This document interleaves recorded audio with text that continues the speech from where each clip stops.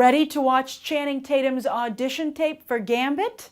You're watching Beyond the Trailer's review of Jupiter Ascending. Her Majesty's life is going to change. Why help me? Your Earth is a very small part of a very large industry. Right now, Barlem owns the title to Earth. Once you claim it, the Earth will belong to you.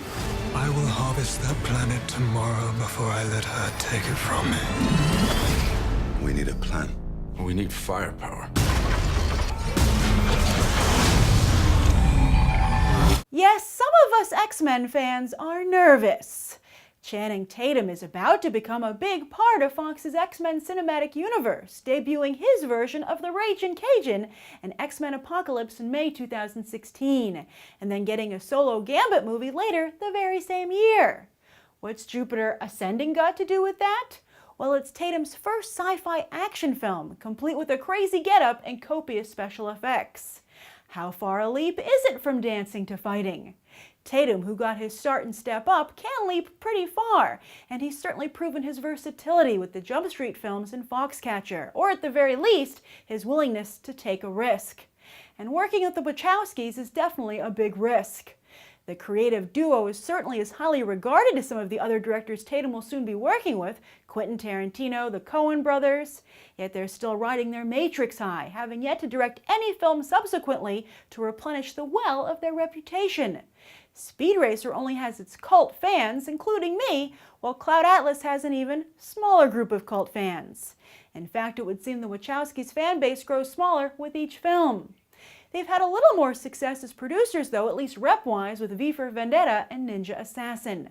And to be honest, the Wachowskis have earned a tremendous amount of goodwill from fans for how wonderfully and respectfully they handled Lana's gender transition, both personally and professionally, with Lana giving an incredibly compelling and entertaining speech in 2012 when she received the Human Rights Campaign's Visibility Award.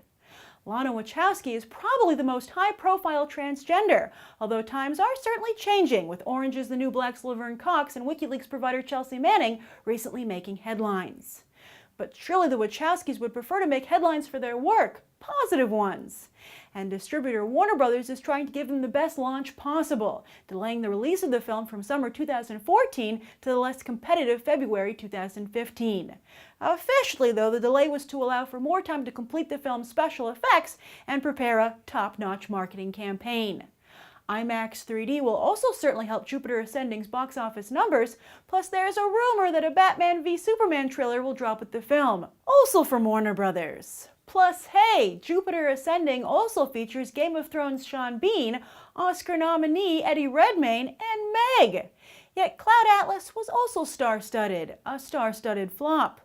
So will Jupiter Ascending replenish the Wachowski fandom, or will they have to rely on their upcoming Netflix series? So I've got good news and bad news. The good news is that Channing Tatum is pretty darn good here, to the point that if I were Fox, I would have no regrets about casting him as Gambit after seeing Jupiter Ascending. The bad news? I think I might have lost all faith in the Wachowskis, and if I were Netflix, I'd be super nervous about their show, which I had just greenlit. Now, I understand what the Wachowskis are trying to do here. They're trying to do a space fairy tale. And having seen the results, it gives you a greater appreciation for George Lucas and Star Wars, because apparently space fairy tales are hard.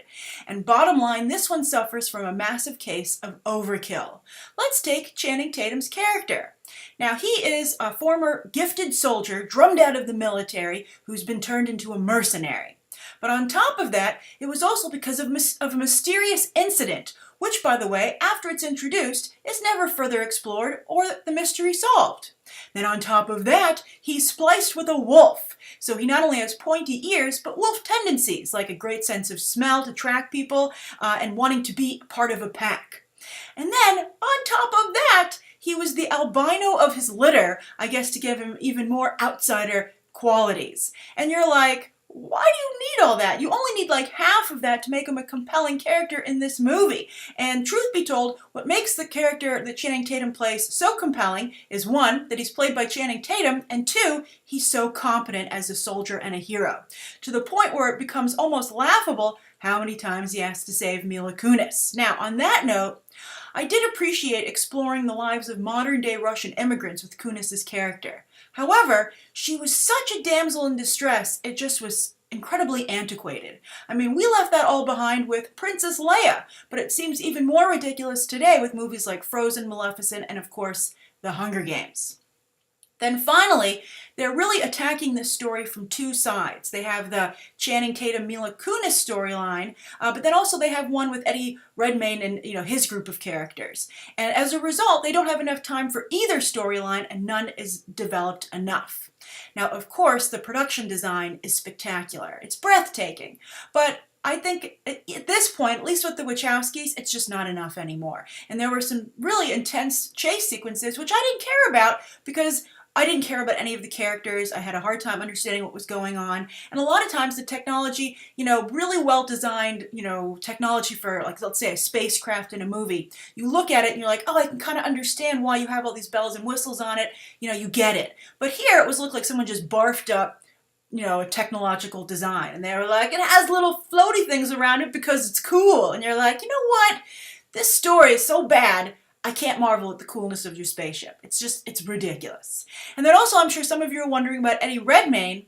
He has some really good moments, but overall, yes, it's an embarrassing performance. And let's just chalk this up to him paying his dues, and let's hope with his Oscar nomination and some really great roles on the horizon, he's done with this kind of stuff, and he never has to stoop to this level again. So, at the end of the day, the Wachowskis tried to make a classic Star Wars movie, but ended up with something on the level of the prequels. So that's my review of Jupiter Ascending. If you've seen it, I feel sorry for you, but leave your thoughts down below. Thank you so much, everyone, for tuning in, and you can watch some more episodes right now.